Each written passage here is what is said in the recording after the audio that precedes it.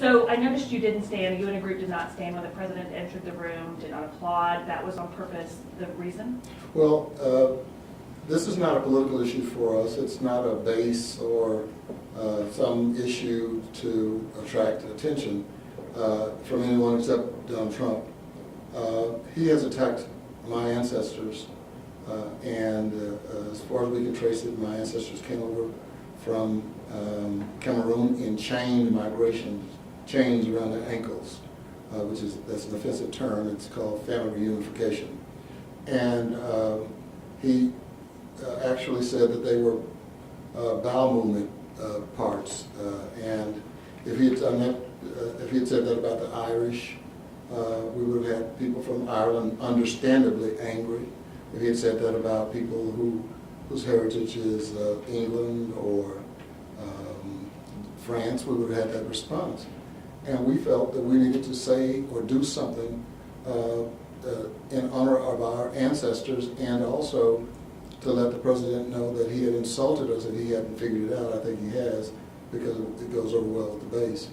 But we were hurt. One of my colleagues, Frederica Wilson, was demeaned by him.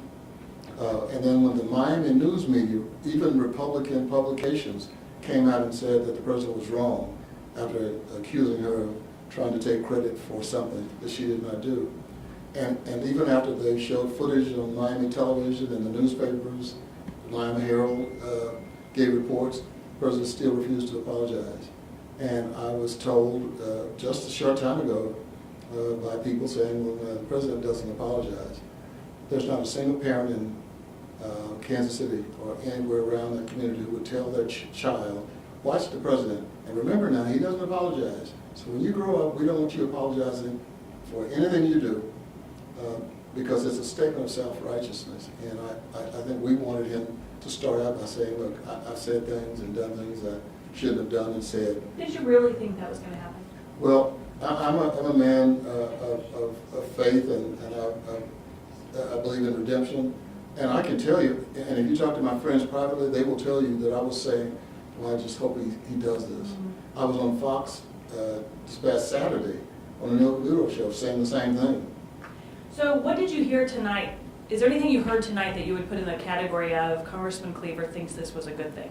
Well, I think when he started out saying unity, the whole discussion about infrastructure would be good, except for the fact that the municipal government in Kansas City, which I used to head, doesn't have any money to match the federal dollars for infrastructure projects. We have a Buck O'Neill Bridge, $200 million. It's not going to be built unless we get some federal dollars.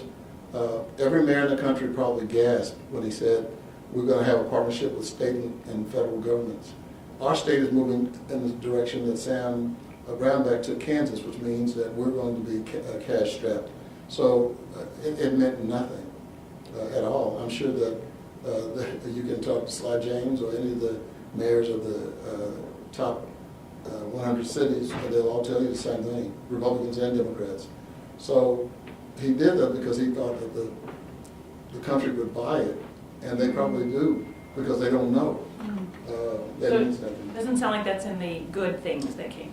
Well, is there anything over in this column? Well, I think some of the people, the people he brought for the purpose of getting applause was probably good for the country to know. But keep in mind that if you flip that over, they were all brown people. They were all immigrants who were killing people, and these were the survivors. And I mean, that didn't pass us by.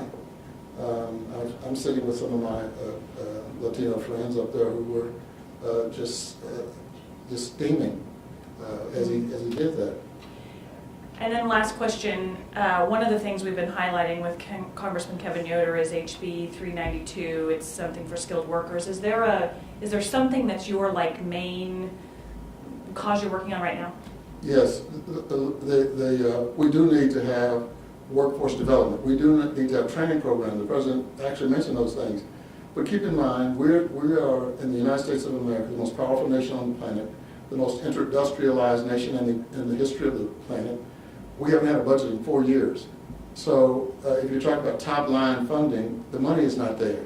So you can stand up here and say we need to have these programs, and you know already that there's no money for them. And anybody who's watching this broadcast can say, well, he's just making it up, he doesn't like Donald Trump. I want them to call you at the station as soon as they see a penny appropriated for work development. Okay, thank you, sir.